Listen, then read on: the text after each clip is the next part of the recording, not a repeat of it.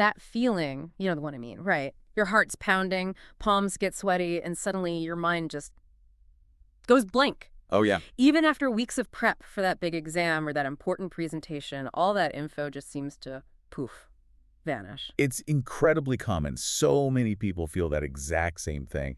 And, we often think it's some kind of weakness, but it's actually biology, pure and simple. Biology. You mean like our ancient wiring acting up, that whole fight or flight thing? Precisely. Your brain senses high stakes, flags it as a threat, and bam, floods your system with adrenaline, with cortisol. It's basically prepping you to fight a tiger, not solve an algebra problem. Which is why concentrating suddenly feels impossible. Exactly. Your brain's redirecting resources Right. away from complex thought, memory recall, towards getting ready for action. It's a survival mechanism, but not so helpful when you need to think clearly. Right. Definitely not helpful for remembering formulas. So, okay, what's our mission here? How do we handle this? Well, that's what this deep dive is all about. How to manage that response. How to maybe even turn that panic into focus, into power. Okay, I like the sound of that. Power, focus, calm. So you're saying we can actually learn to control this. It's not about eliminating the feeling. That's probably impossible. It's about managing it. Learning to tell your brain, hey, thanks for the alarm, but I've got this. Okay, so practical tools then, not just theory. Absolutely. Right. Practical tools. Starting way before the actual exam day. Phase 1. Proactive preparation. Weeks before, why so early? Because real confidence, the kind that holds up under pressure, isn't built overnight. It's like training for anything. You need that foundation. Makes sense. So, first thing to ditch, probably those all-night cramming sessions. Guilty as charged sometimes. Oh, yeah, most of us have been there. Yeah. But cramming, it just doesn't stick. It gives you this false sense of knowing things, but it's superficial. Doesn't get into long-term memory. Okay, so if cramming's out, what's in? You mentioned smart study techniques, like active recall. Yes. Active recall is huge. It's about retrieving information, not just rereading it.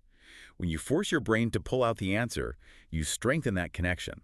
Way more effective than just passively looking at your notes. How do you actually do that then? Simple stuff, really. Wow. Quiz yourself. Make flashcards. Or, and this works great, try explaining the concept out loud.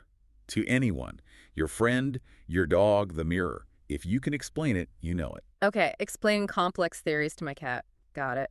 What about the other technique, spaced repetition? Right. So instead of cramming reviews together, you space them out. Review today, then maybe in a day, then in a few days, then a week later, and so on. Increasing the gaps. Exactly. It tells your brain, hey, this keeps coming up. It must be important. So it moves that info into long-term storage. That builds real confidence. The kind that doesn't vanish under pressure. That makes so much sense. And there was another tip, simulating the test. How does that work? Oh, this one's a game changer. You basically recreate the test conditions at home.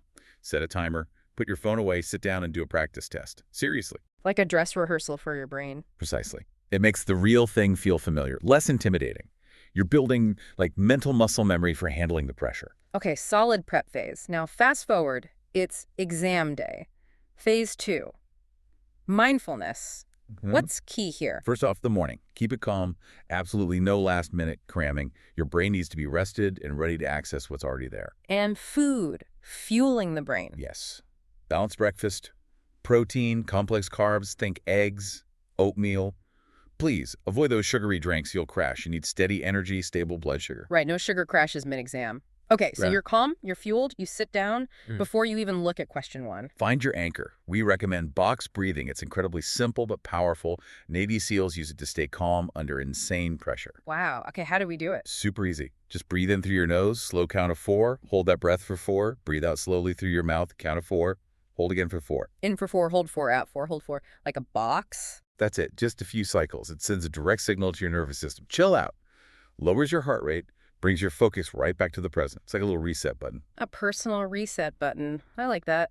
Okay, reset achieved. But what about those negative thoughts that creep in, the what ifs? Ah, yes, the mindset reset. Anxiety loves those what if I fail spirals. You need to consciously counter them, reframe them. How? Like lying to yourself. No, not lying. Acknowledging the feeling, then choosing a better perspective. Instead of, I'm going to fail, try. Okay, I'm nervous because this matters to me, but I'm prepared and I'll do my best. So shift from I don't know anything Oh. to To maybe, okay, this question is tough. Let me focus on what I do know Yeah. and tackle it step by step. It's about guiding your focus, taking control back from the anxiety. Right, being the pilot, not the passenger. But okay, worst case scenario. You've prepped, you're breathing, you're reframing, but bam, mid-exam, you hit a wall, panic starts. What then? Hmm. Emergency plan. Exactly. You need a quick circuit breaker, something to pull you out of your head right now. That's where the 5-4-3-2-1 grounding technique comes in. 5, 4, 3, 2, 1. Okay, walk us through it, quick. Super quick, do it silently. Notice 5 things you can see. Anything. The clock, your pen, a pattern on the floor, just look. Okay, 5 sights, then. 4 things you can feel. Your feet on the ground, the chair, your shirt, the desk. Focus on the physical sensations. 4 feelings, got it. 3 things you can hear. The hum of lights, someone shuffling, your own breathing.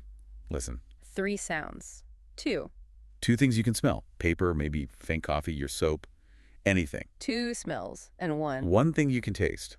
Might just be neutral, or maybe water, mint, just notice it. See, feel, hear, smell, taste. 5, 4, 3, 2, 1. Takes less than a minute. It yanks your attention out of that panic spiral and back into the room, into your body.